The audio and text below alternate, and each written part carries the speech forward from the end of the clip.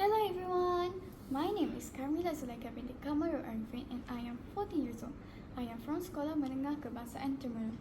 I've been placed in Tukun. For your information, my hobby is reading books and my favorite genre of book is comics.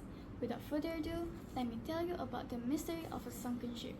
In this story, there is 126 pages with 10 chapters. As you can see from the cover, there is a sailor and a little girl. At first glance, I thought this story might be like the Titanic, but I was totally wrong. This story is written by Kalpana Pearson, who is also a well-known poet, playwright, and writer in English language. The genre of this book is adventures, which is my favorite. It all started when 4 siblings named Joshua, Bobby, Janet, and Rosie Abrahams. At this time, they were staying at the Black Moss Inn because their grandfather are away for work. Mr. Frankie, who was the owner of the Black Moss Inn, heard from the radios that heavy storm were going to hit in a few hours. While storming, they decided to tell some stories. One old man chose Janet. Janet told a story about the Black Rose, which is a ship, and the captain is Captain Stephen. Until one day, a guy named Roy Derrick made it back to the shore an hour later. He said that the ship was taken by Frenchies. No one knew what happened to Captain Stephen. Everyone who read this book thought that the villain was Frenchies and the hero was Captain Stephen. The next day, Mr. Frankie introduced Captain Kenny to the Abrahams.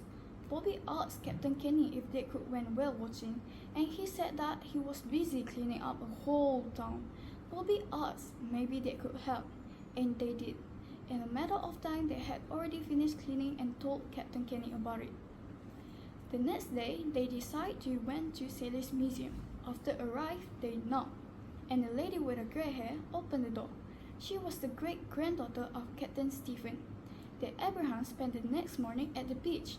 Then, they saw Captain Kenny on his boat. Bobby quickly goes to Captain Kenny and asks maybe they could went whale watching, and he said that maybe another day. But Bobby said that they were going to leave soon. Out of pity, Captain Kenny let them, but they weren't going whale watching. Instead, they were going to the Blue Hills. Bobby became excited when he heard that. I, as the reader, also felt the excitement that he felt. While on the right, they saw a group of whales. Then, they stopped at a small beach. They were exploring. Suddenly, Bobby found a thick wedge of woods. Captain Kenny helped him put it up, and to their surprise, it was an old post box, where sailors used this to send mail to each other. Then, when they opened it, Bobby's face fell. They also found an old rusty pipe that was sealed. Bobby asked Captain Kenny what is that, and he said that it was a cannon barrel. Sailors used this to store up documents inside. The next day, they brought the things that they found to the museum. Then, they showed it to Miss Stephen. The next morning, though, they got a shocking news. The museum had been robbed, and Miss Stephen was nowhere to be found. At that time, I wondered who robbed the museum. I highly suspect Captain Kenny, but it was just my suspicions. After hearing that, they quickly went to Mr. Brown and told everything to him. Mr. Brown quickly went find Miss Stephen. After that, they decided to went to the museum again, but it was locked. But then, they saw lights coming from Mr. Brown's shop. They thought that it was suspicious since Mr. Brown was out searching for Miss Stephen. Then they knocked and he let them in. To their surprise, Miss Stephen was also there.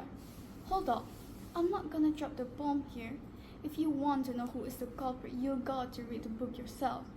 And what actually happened to Captain Stephen? What is the real story of the Black Rose? And that was the end of the story. What I love about this book is that you never know who is the hero and who is the villain. It was such a roller coaster feeling while reading this book. I recommend you guys to read this book if you want to feel what I felt. The moral of the story was to not judge a book by its cover and to not judge someone unless you are in their shoes. That's it from me. Goodbye!